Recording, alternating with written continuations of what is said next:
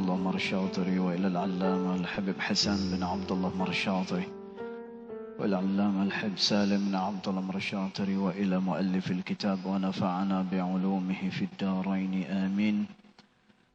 الفاتحة. أعوذ بالله من الشيطان الرجيم. بسم الله. الحمد لله رب العالمين الرحمن الرحيم مالك يوم الدين وإياك نستعين اهدنا الصراط المستقيم صراط الذين أنعمت عليهم غير المغضوب عليهم ولا الضالين آمين.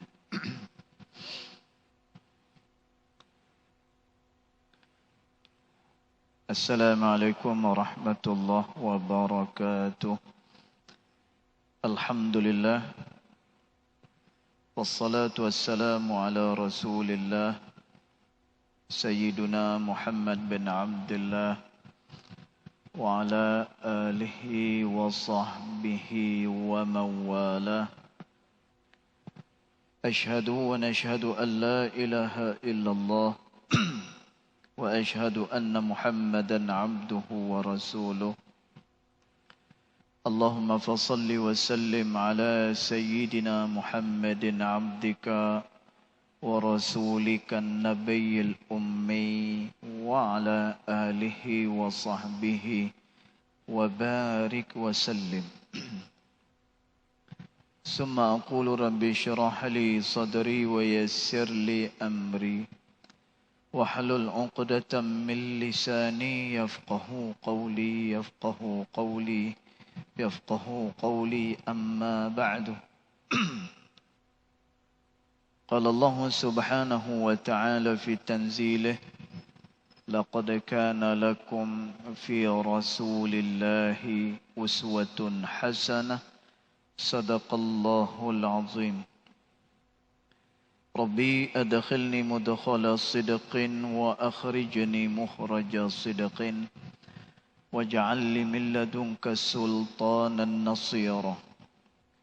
إلهي أنت مقصودي ورضاك مطلوبي فاعطني محبتك ومغرفتك يا أرحم الراحمين. Alhamdulillah, yang pertama-tamanya kita merafakkan kesyukuran kehadiran Allah Subhanahu wa Ta'ala, yang mana dengan limpah kurnianya, dengan rahmatnya Dia, Alhamdulillah, kita masih lagi diberikan kesempatan, ruang dan juga peluang oleh Allah Subhanahu wa Ta'ala untuk sekali lagi kita dapat bersama-sama di dalam rumah Allah Subhanahu wa Ta'ala ini, dan masih lagi dipilih oleh Allah sebagai orang yang masih mendengar ayat-ayat Allah Subhanahu wa Ta'ala dan juga hadis-hadis Nabi sallallahu alaihi wasallam, untuk kita jadikan dia sebagai panduan, dan mudah-mudahan ditambah lagi kefahaman kita oleh Allah. Kefahaman itu kita dapat beramal dengan sebaik-baiknya kepada Allah Subhanahu wa Ta'ala. Allahumma amin. Tuan-tuan, kita sambung lagi pembacaan kitab adab Sulukil Murid, iaitulah adab-adab berjalan kepada Allah Subhanahu wa Ta'ala,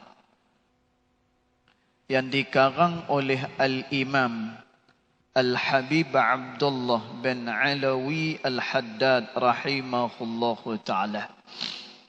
Kita sambung pada ibarat yang berikutnya. Bismillahirrahmanirrahim. Qala muallif rahimahullahu ta'ala wa nafa'ana bi'uraini amin. Berkata pengarang pada kitab ini, dan mudah-mudahan Allah Subhanahu wa taala memberi ilmunya kepada kita di dunia maupun di akhirat. Wa akhbara alaihi salatu wassalam, dan Nabi sallallahu alaihi wasallam telah mengkhabarkan, anna man amila lillah, siapa-siapa yang beramal semata-mata adalah kerana Allah Subhanahu wa taala, ala wifqil mutaba'ati li Rasulillah sallallahu alaihi wasallam, dan juga dia beramal kerana mengikuti Rasulullah sallallahu alaihi wasallam. Tuan-tuan, maknanya orang ini bila dia beramal, maka amalan yang dia buat adalah semata-mata kerana Allah Subhanahu wa taala. Dan juga dia semata-mata adalah kerana mengikut dan mencontohi Rasulullah sallallahu alaihi wasallam. Tuan-tuan, mudah-mudahan amalan kita sebagaimana yang disebut oleh pengarang kepada kitab ni. Yang pertama, amalan yang kita buat tak ada kerana benda lain. Yang kita buat ni adalah semata-mata kerana Allah. Kemudian amalan yang kita lakukan itu pula amalan yang sesuai sebagaimana yang ditunjukkan oleh Rasulullah sallallahu alaihi wasallam. Tentu syarat penerimaan amal di sisi Allah Subhanahu wa taala, yang pertamanya dia kena niatkan yang dia buat itu adalah kerana Allah Subhanahu wa taala. Dan yang kedua, amalan yang dia lakukan itu ianya mesti sesuai sebagaimana ditunjukkan oleh Rasulullah sallallahu alaihi wasallam. Tuan-tuan, kalau hanya sekadar niatnya baik, bukan kerana Allah, dan juga dia beramal tidak sesuai sebagaimana yang ditunjukkan oleh Rasulullah sallallahu alaihi wasallam, tuan-tuan, maka amalan tersebut dia tidak diterima oleh Allah. Sebab itu pernah berlaku satu masa, satu orang dia sembahyang di dalam masjid Nabi sallallahu alaihi wasallam. Dan masa orang ni dia sembahyang, dia diperhatikan oleh Rasulullah sallallahu alaihi wasallam. Tuan-tuan, orang ni sembahyang, Nabi tengok dia daripada arah belakang. Selesai orang ni sembahyang, maka dia bersalam dengan Nabi sallallahu alaihi wasallam. Dia mengucapkan salam kepada Rasulullah, maka kata Nabi sallallahu alaihi wasallam, a'id salatak fa innaka lam tusalli. Ulang semula sembahyang kamu kerana kamu belum mendirikan sembahyang. Tuan-tuan, sahabat ni dia dirikan sembahyang buat kali kedua. Selesai sembahyang, dia jumpa dengan Nabi lagi. Maka Nabi kata lagi kepada dia, a'id salatak fa innaka lam tusalli. Ulang semula sembahyang kamu kerana sesungguhnya kamu belum mendirikan sembahyang, kata Rasulullah. Tuan-tuan, sehinggalah sahabat ni dia tanya dengan Nabi sallallahu alaihi wasallam, ya Rasulullah, kaifa as-salah? Bagaimana sembahyang yang dikehendaki? Tuan-tuan, maka Nabi sallallahu alaihi wasallam tunjuk pada sahabat ni, bermula daripada takbir sampailah kepada salam, lalu dilakukan oleh sahabat tersebut. Tuan-tuan, barulah sembahyang dia. Tidak dikatakan apa-apa oleh Rasulullah sallallahu alaihi wasallam. Daripada peristiwa ini memberi faham kepada kita, seseorang yang dia nak beramal, tidak boleh tidak amalannya mesti sesuai sebagaimana yang diajak oleh Nabi sallallahu alaihi wasallam. Kerana tu Al-Imam An-Nawawi rahimahullahu ta'ala dia sebut. Tuan-tuan, Imam Nawawi kata, orang yang beramal tetapi tanpa adanya ilmu. Tuan-tuan, dia beramal tu bagus, tapi dia beramal tanpa ada. Tuan-tuan, kata Imam Nawawi, amalan dia masih lagi tergantung dengan Allah Subhanahu wa ta'ala. Tuan-tuan, pasal apa amalan dia masih lagi tergantung? Kerana dia melakukan perkara tersebut dengan kejahilan. Kerana tu kata Imam Al-Haddad rahimahullahu ta'ala, orang yang jahil, dia terdedah kepada mara bahaya. Orang yang tidak amal kepada Allah, dikhawatiri kalau-kalau amalan dia salah dan juga tidak menepati sebagaimana yang dikehendaki oleh Allah Subhanahu wa ta'ala. Tuan-tuan, sebab itu ada satu cerita yang diceritakan oleh Imamul Haddad rahimahullahu ta'ala. Cerita ni ada dalam kitab Manhajus Sawi. Tuan-tuan, Manhajus Sawi ni dia kitab berkenaan dengan tariqah Al-Ba'alawi. Tuan-tuan, ulama dia bawa satu cerita, bagaimana satu orang yang dia suka beribadat kepada Allah. Tuan-tuan, ada orang yang dia suka beribadat dengan Allah. Ada orang yang dia suka beramal kepada Allah.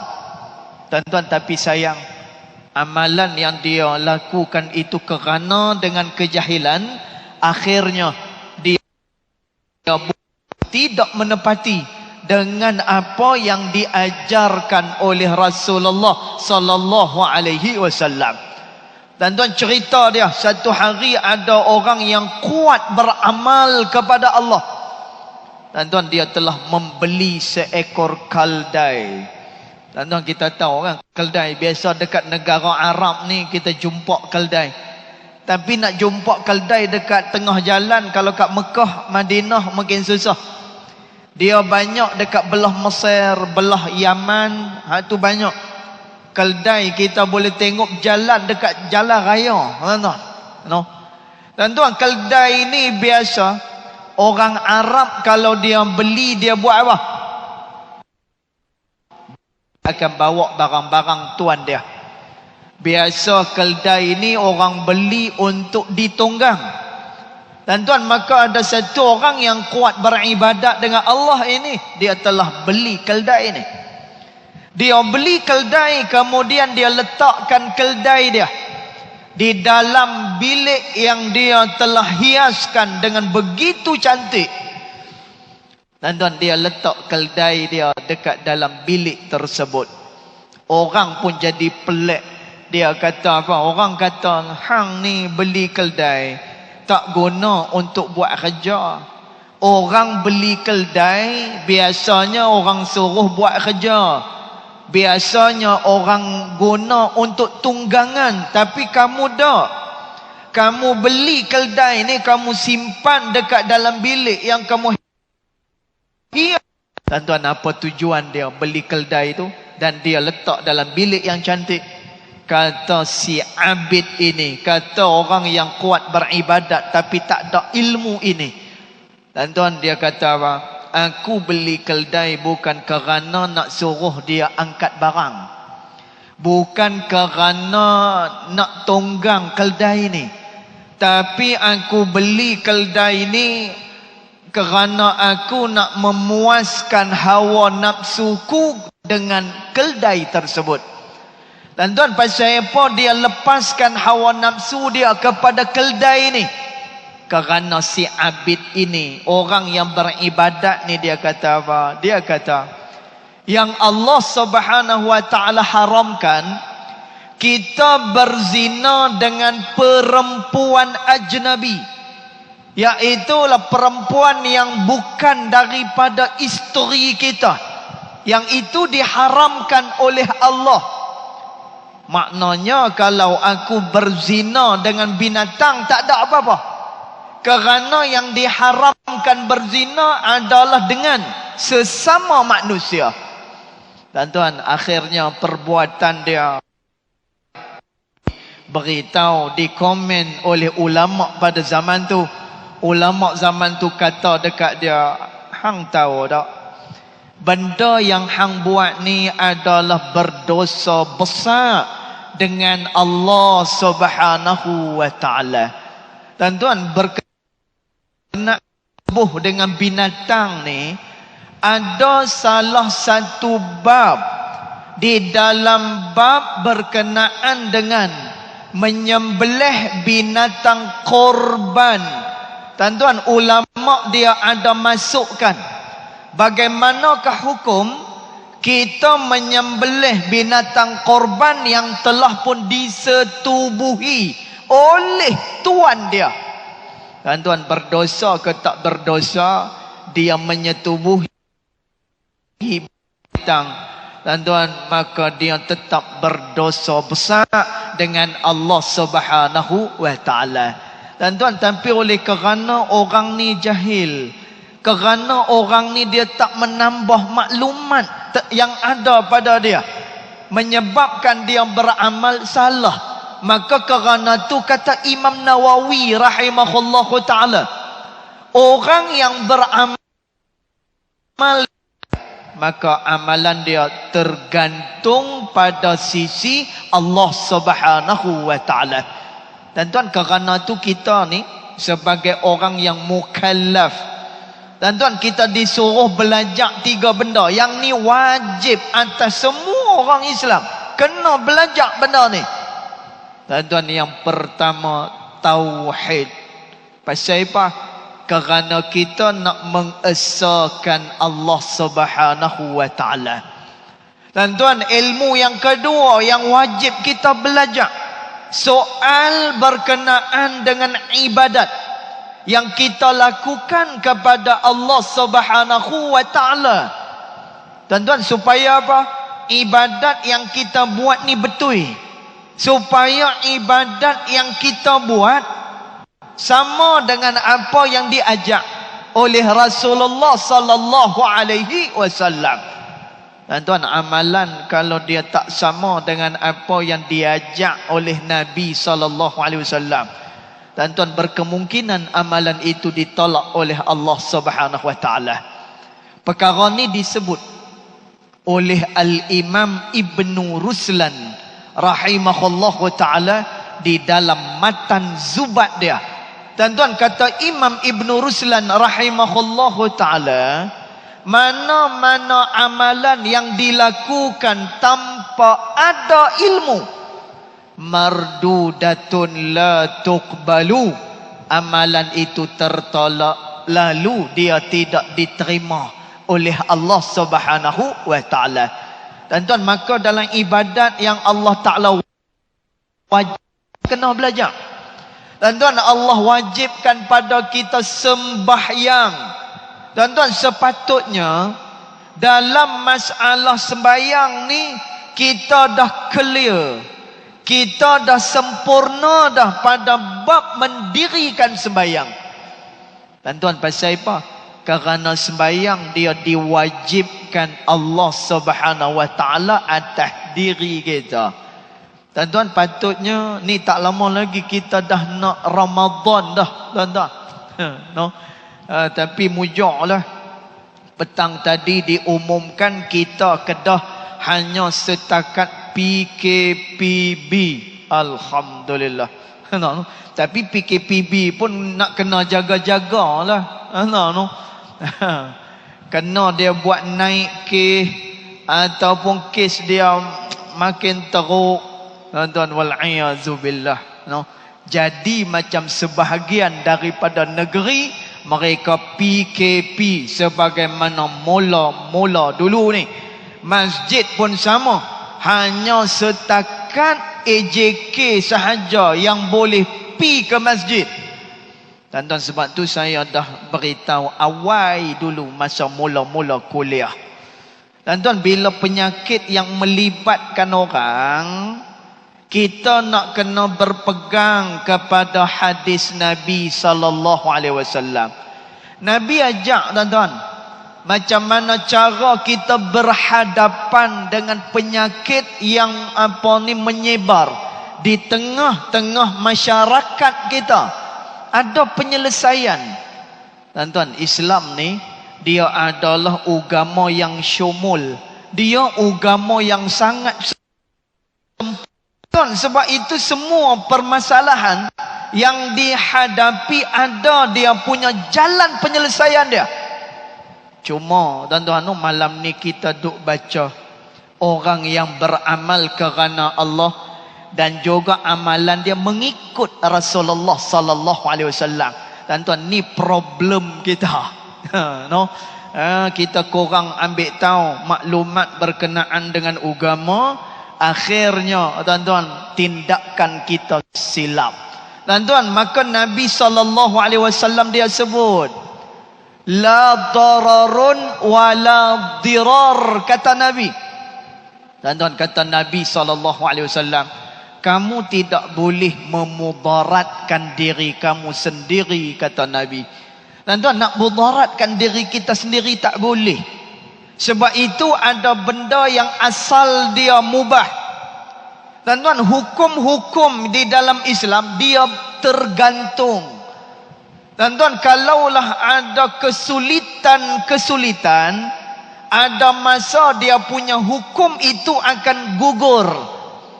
Tuan-tuan, ni semua kalau orang yang mengaji dalam pengajian Islam, dia belajar benda ni.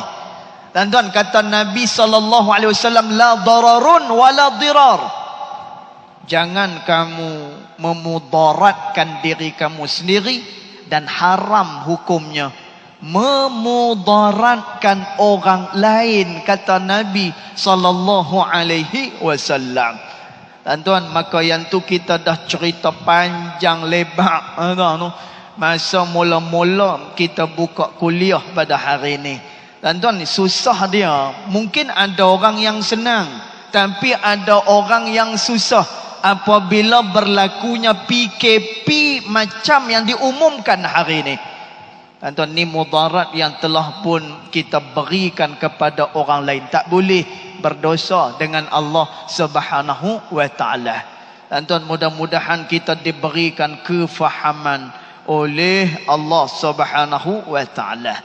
Maka dia sebut lagi dekat sini, kalaulah satu orang dia beramal kerana Allah ala wifqil mutaba'ati li Rasulillah, dan juga dia beramal itu mengikut Rasulullah sallallahu alaihi wasallam, kana thawabuhu 'ala Allah, ada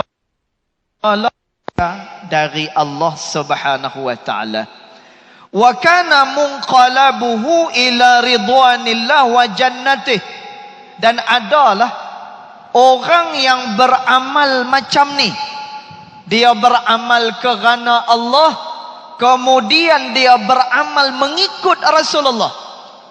Tuan-tuan, dia akan diberikan apa? Keridhaan Allah dan juga syurga Allah Subhanahu wa taala. Tuan-tuan, amalan yang kita buat ni, kalaulah amalan itu mendapat sedikit daripada redha Allah, yang tu dah besar sangat-sangat buat kita. Sebab itu di dalam Al-Quran Allah Subhanahu wa taala dia sebut ridwanum minallahi wa rahmatih, kata Allah. Maka Allah Subhanahu wa taala berikan keridhaannya dan juga dia telah memberikan rahmatnya. Tuan-tuan, kepada siapa? Yaitu kepada orang yang taat beramal kepada Allah Subhanahu wa taala. Tuan-tuan, dalam ayat ni kalau orang yang mengaji bahasa Arab, tuan-tuan, ridwanun minallah, dekat situ ada tanwin. Tuan-tuan, yang ni tak faham tak apa. Pasal apa? Bukan kita nak ambil periksa macam anak-anak kita kan, yang nak ambil SPM, yang nak ambil stamp bagai tu. Tak apa, tak faham tak apa. Cuma nak terang ayat ni. Tuan-tuan, Allah Subhanahu wa taala dia kata waridwanum minallahi wa rahmatih. Dan mereka itu diberikan redha oleh Allah dan juga diberikan rahmat oleh Allah. Tuan-tuan, pada perkataan ridwanun dia ada tanwin. Tuan-tuan, ulama kata tanwin ni litaqlil. Sikit ya. Makna daripada ayat ni sedikit keredaan Allah dan juga rahmatnya bagi orang yang taat dengan Allah. Tuan-tuan, maknanya apa? Sedikit keredaan yang kita boleh dari Allah ni, tuan-tuan, nilaian dia sangat besar pada sisi Allah Subhanahu wa taala. Tuan-tuan, Nabi SAW dia pernah cerita macam mana ada satu orang perempuan yang tiap-tiap hari punya tubuh badan dia. Tuan-tuan, maknanya siapa dia ni? Dia ni pelacur.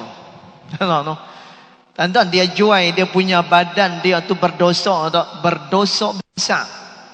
Al-Imam Al-Zahabi rahimahullahu ta'ala, dia ada karang satu kitab, nama kitab tu Al-Kabair, iaitulah dosa-dosa besar kepada Allah Subhanahu wa taala. Tuan-tuan, salah satu daripada dosa besar apabila orang ni dia berzina. Tuan-tuan, tu dosa besar dengan Allah Subhanahu wa taala. Tuan-tuan, Nabi cerita dan kita nak sebut sedikit daripada rahmat Allah.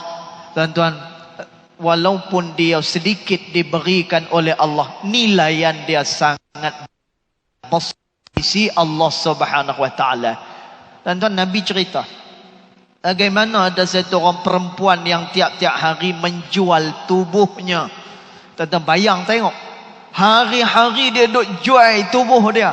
Hari-hari maknanya dia berzina dengan orang.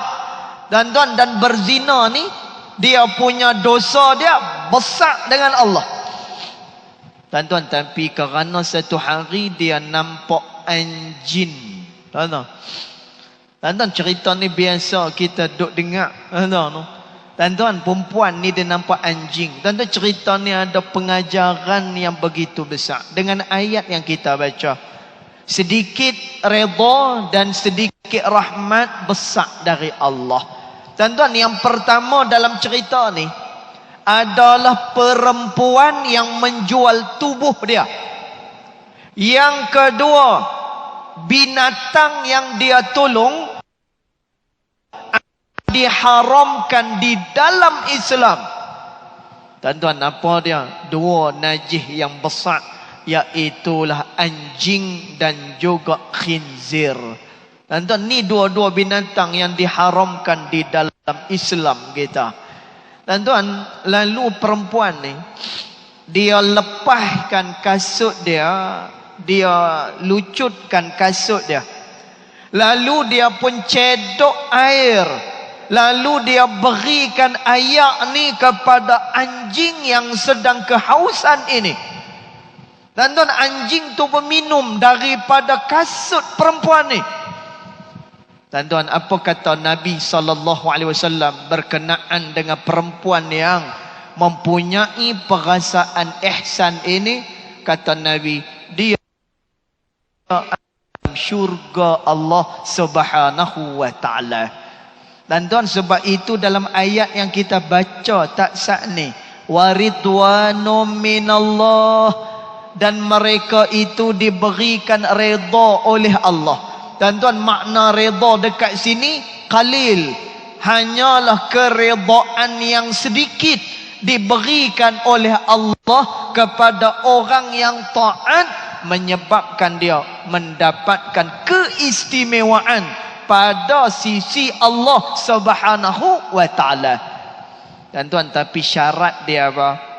Dia beramal kerana Allah, dan amalan tu dia mengikuti Rasulullah sallallahu alaihi wasallam.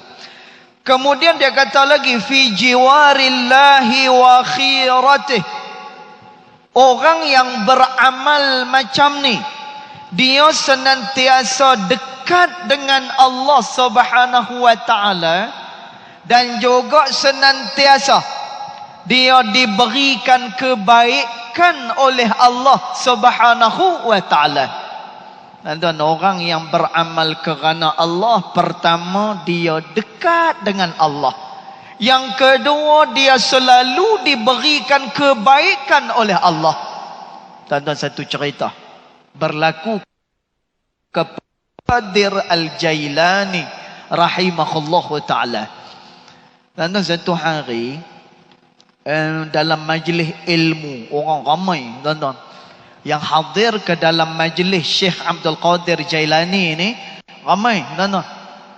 Maka dalam majlis ilmu tu, Syekh Abdul Qadir Jailani perintahkan anak dia supaya bercakap, memberikan nasihat kepada orang-orang yang hadir pada hari tersebut. Tuan-tuan, anak dia pun bangun, anak Syekh Abdul Qadir Al-Jailani. Tuan-tuan, maka anak dia pun cakap. Anak dia bercakap ni menggunakan ayat Quran, menggunakan hadis. Semua perkataan-perkataan ulama. Tuan-tuan, dia ancam orang yang datang ni dengan azab Allah Subhanahu wa taala. Tuan-tuan, tapi apa reaksi orang yang hadir tu? Dia tak ada reaksi apa-apa. Orang duk dengar dia bercakap ni pun tak tahu apa, duk sengak macam tu. Teriak pun tak ada, nak kata suka pun tak ada. Tuan-tuan, keadaan tu biasa-biasa sahaja. Maka tibalah giliran ayah dia, Syekh Abdul Qadir Al-Jailani, berucap di hadapan anak-anak murid dia. Tuan-tuan, apa ucapan Syekh Abdul Qadir Jailani? Syekh Abdul Qadir Jailani dia kata, tuan-tuan, dia kata, hari semalam saya berpuasa. Bila saya nak berbuka puasa, saya tengok makanan untuk saya berbuka puasa dah tak ada dah. Kerana dia telah diambil oleh seekor kucing. Tuan-tuan, ni ucapan Syekh Abdul Qadir Al-Jailani. Tuan-tuan, dia cuma cakap benda yang simple, dia cakap benda yang ringkas sahaja. Tuan-tuan, tapi orang pakat teriak semua sekali. Tuan-tuan, orang teriak semua sekali. Anak dia ceramah, keluar Quran, keluar hadis, keluar perkataan ulama, cerita syurga, cerita neraka. Tuan-tuan, tapi Syekh Abdul Qadir Jailani, dia ceramah lagu mana? Semalam, tuan-tuan, saya puasa. Bila saya nak buka puasa, buka-buka tengok makanan tu tak ada dah. Rupa-rupanya dia dicuri oleh seekor kucing. Tuan-tuan, orang pakat teriak semua sekali. Si anak ini berasa pelik dengan ayah dia. Bila habis majlis, anak ni jumpa dengan Syekh Abdul Qadir Jailani. Wahai ayah, saya ceramah depan orang dengan ayat Quran, dengan hadis Nabi.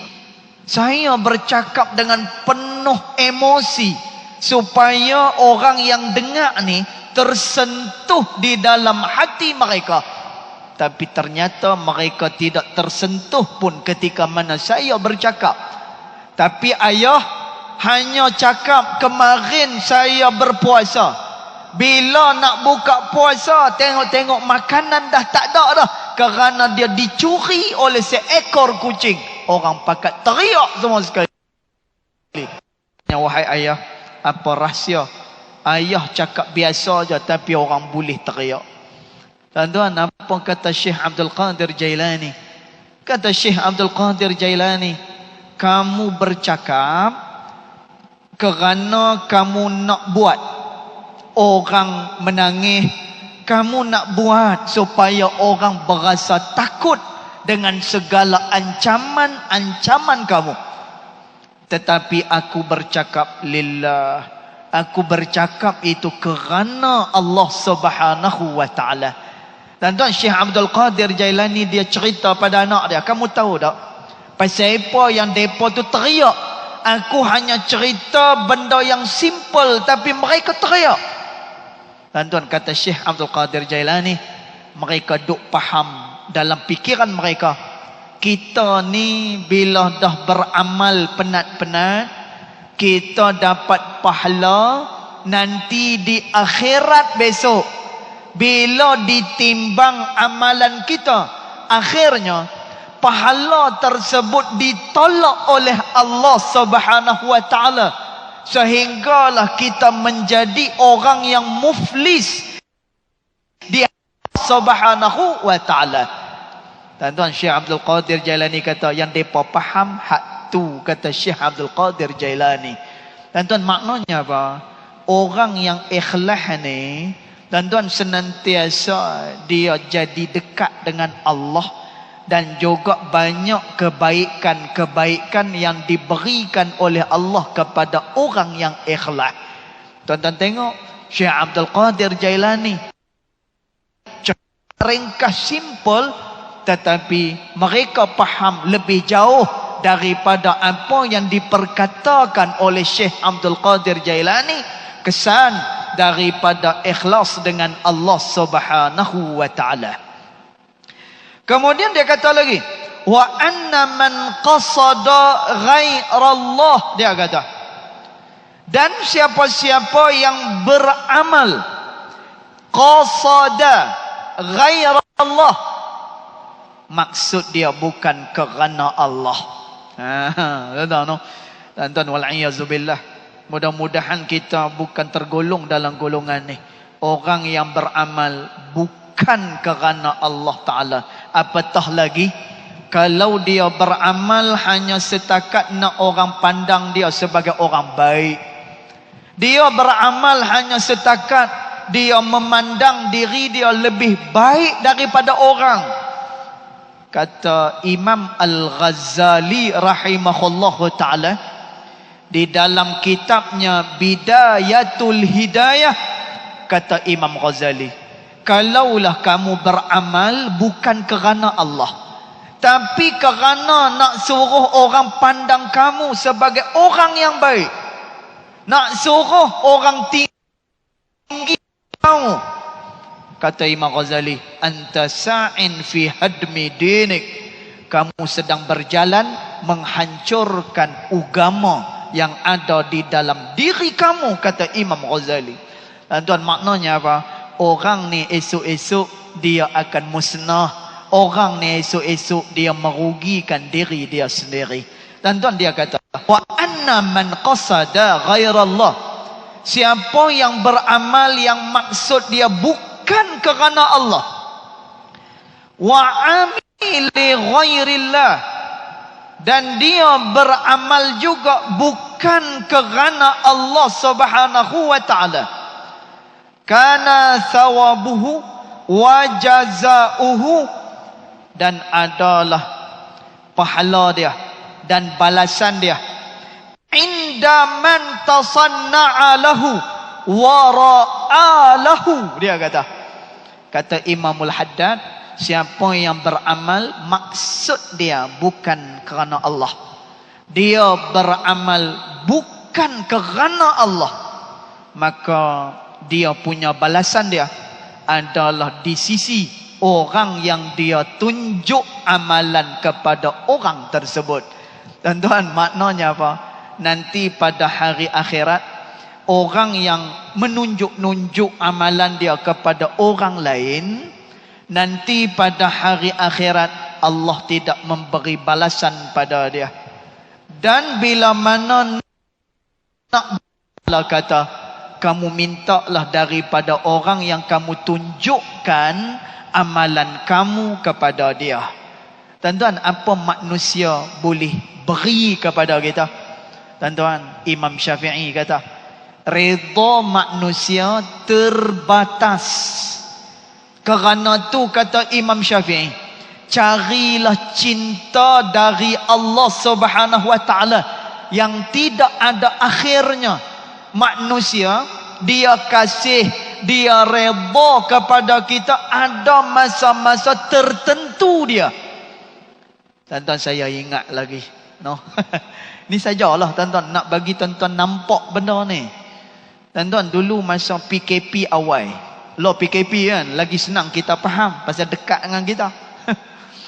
Tuan-tuan, dulu masa PKP awal, bila kita dapat kawal kes ni, satu dunia, sebahagian daripada negara, mereka puji macam mana kita boleh mengawal jangkitan ini. Tuan-tuan, maka ramailah orang-orang yang duk komen masa tu. Oh, bagus dia ni. Oi, dia ni kemai. Dia ni memang elok patut macam ni dia kata. Tuan-tuan, cuba hari ni tuan-tuan tengok komen yang mutakhir ini. Apabila kes dia naik semula jadi 4 angka. Tuan-tuan tengok apa orang komen. Tak ada lagi dah kata-kata yang indah. Tuan-tuan, tak ada lagi dah kata-kata pujian dan sebagainya. Tuan-tuan, nak ceritanya apa? Nak cerita redha dan kasih manusia terbatas. Dia tidak sebagaimana redha dan juga kasihnya Allah Subhanahu wa taala kepada kita. Maka kata Imamul Haddad, kalaulah nak diminta balasan daripada orang yang kita tunjuk amalan kita kepada dia, kata Imamul Haddad, mimman la yamliku lahu wala li nafsihi darran wala naf'a wala mauta wala hayata wala nusyura, kata Imamul Haddad. Macam mana kita nak minta daripada orang tersebut balasan, sedangkan pada diri dia tidak ada mudarat, pada diri dia pun tidak ada munafaat, dia tidak boleh mematikan dan dia pun tidak boleh menghidup, dan dia itu tidak mempunyai apa-apa pun. Tuan-tuan, selama mana nama dia makhluk, dia tak ada apa-apa. Dan sebab itu Sayyidina Umar radhiyallahu anhu wa ardah, Sayyidina Umar tuan-tuan zaman jahiliyah, dia ada satu Tuhan yang dia buat daripada tepung yang sangat berkualiti. Tuan-tuan, tepung ni tak ada orang makan kecuali dia dimakan oleh orang-orang kaya pada masa tu. Tuan-tuan, Sayyidina Umar dia beli tepung mahal ni, dia jadikan bentuk, maka dia perakui yang tu adalah Tuhan dia. Tuan-tuan, maka kata Sayyidina Umar, pernah satu hari dapur aku tak berasap, dia kata, kerana aku terputus duit, aku terputus bekalan, semua terputus. Maka setiap hari aku minta daripada Tuhan yang aku buat daripada tepung ni. Tuan-tuan, kata Sayyidina Umar, bila perut aku lapar dah, aku hari-hari duk tengok dia, aku pun duk berasa geram dengan Tuhan aku ni, sehinggalah aku dah tak boleh tanggung kelaparan ni. Maka satu hari aku kepok dia punya tangan dia, aku uli, aku jadikan dia roti untuk aku makan. Tuan-tuan, Sayyidina Umar cerita lagi, pada hari berikutnya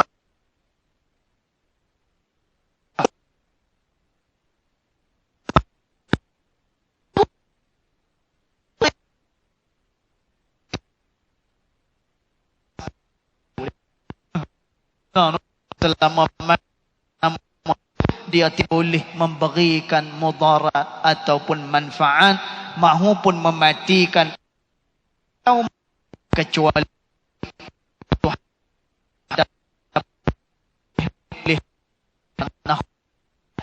hidangkan satu amalan yang kita buat, kita pi tunjuk pada orang, maka Allah Ta'ala mihsan daripada orang tersebut.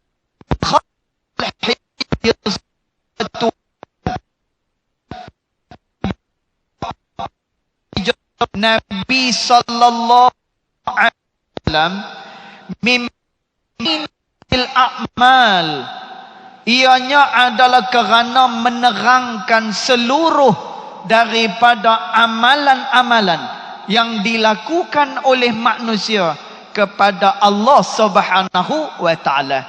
Dan tuan, yang ni kita akan sambung nanti pada pertemuan yang akan datang.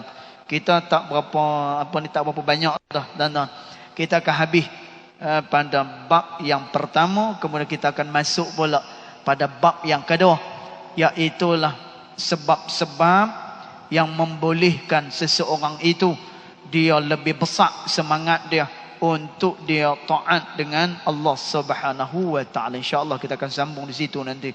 Yang baik datang dari Allah Subhanahu wa taala, yang tidak baik datang daripada kejahilan dari saya sendiri, walau dari Allah Subhanahu wa taala. Bismillahirrahmanirrahim. Alhamdulillahirabbil alamin, wassalatu wassalamu ala asyrafil anbiya wal mursalin wa ala alihi wa sahbihi ajma'in. Allahumma ighfir lana ma akhtana wa ma ta'ammudana wa ma asrarna wa ma a'lanna wa ma anta a'lamu bihi minna. Antal muqaddim wa antal muakhir. La ilaha illa anta subhanaka inna kunna minadh dhalimin. Sallallahu alaihi wasallam Muhammad wa ala alihi wa sahbihi wa baraka wasallam. Walhamdulillahi rabbil alamin. Wallahu a'lam.